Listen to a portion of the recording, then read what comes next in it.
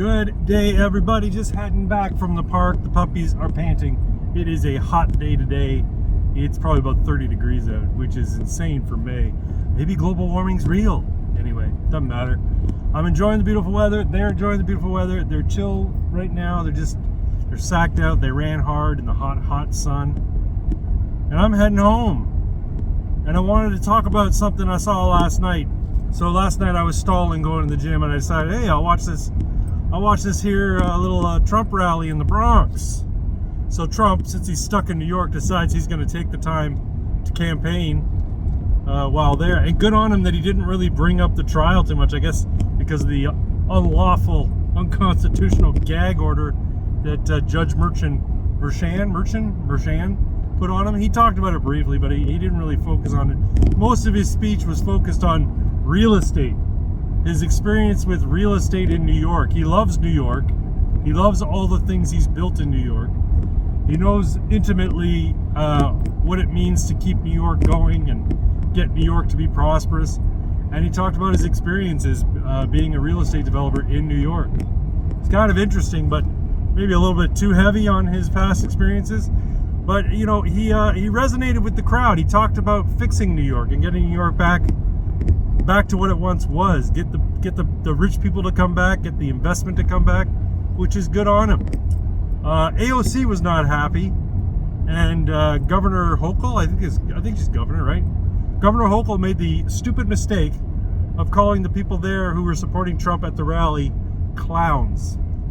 Polling indicates that a large percentage of African American voters have basically switched sides and are now going to vote Republican. I'm sure there's still a majority of African Americans vote Democrat, but he's got upwards of 20% support, 23% support of the African American voter base, likely voters.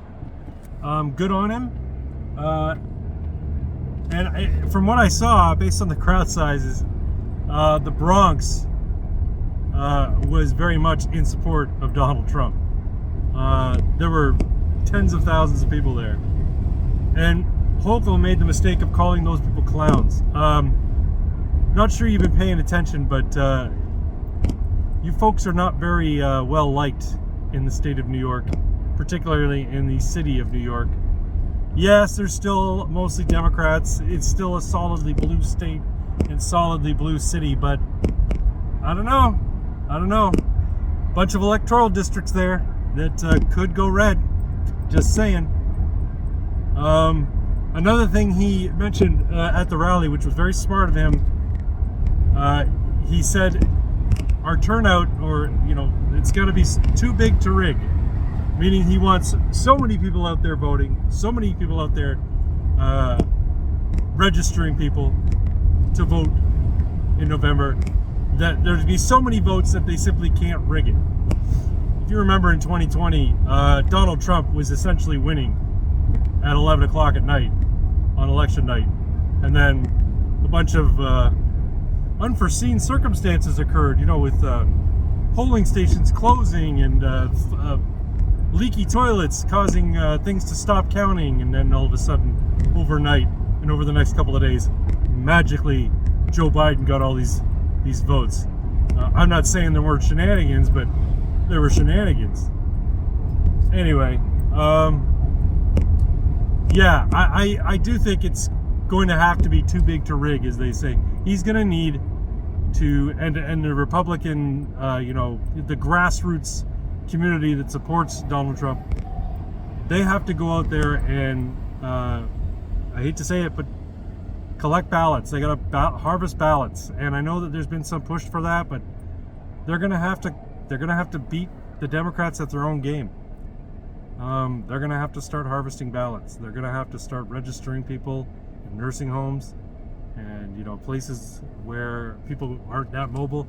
Get their registration cards back, get their ballots back, their mail-in ballots, harvest them ballots and turn them in, and hopefully Trump can win. Let's hope.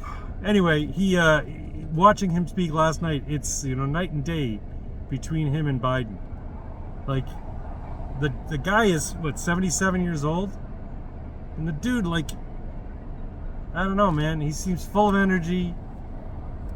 He never says, he never flubs his words, you know. He just goes on and on and on and on. He doesn't stop talking. And he goes off the cuff, and you know, he doesn't mess up. Not the way Biden does, you know. Not the way I do. Anyway. Did I say this already? There'll be no live stream tomorrow night. So tomorrow night would normally be Ammunition. I think it'd be Ammunition 52, 53. I don't remember. Anyway, there would normally be an Ammunition live stream on Saturday this week, but there will not be an Ammunition live stream this Saturday. I am out of town. The wife and I are going visiting friends out of town, and I simply won't be able to run the live stream. So maybe Twin will do something with Pox Toxic. Maybe he'll do a casual AF or something in my absence. That would be cool, but you'll have to check on his channel, see what he's got planned. But sadly, I will not be able to run an Ammunition live stream this week. But we will see you next week, for sure. Depending on what happens, we'll do either an Ammunition or a casual AF on Twin's channel. But yeah, if you haven't seen the speech, it was interesting. I started watching it on Fox, because that's what was on my YouTube feed. That's what showed up. And it was glitchy as all hell. Really glitchy. And then I started watching on Donald Trump's YouTube channel, and no problem. The feed was just fine. So I don't know what that says. I don't know what that says. Somebody playing games with the feed. Someone over there at Fox trying to undermine Donald Trump. I don't know. We'll see. Anyway, folks, I hope you all have a wonderful weekend. Tune in next week for Ammunition. Check out my back catalog. Watch my shorts. If you're not subscribed, subscribe. Like the video, all that kind of stuff.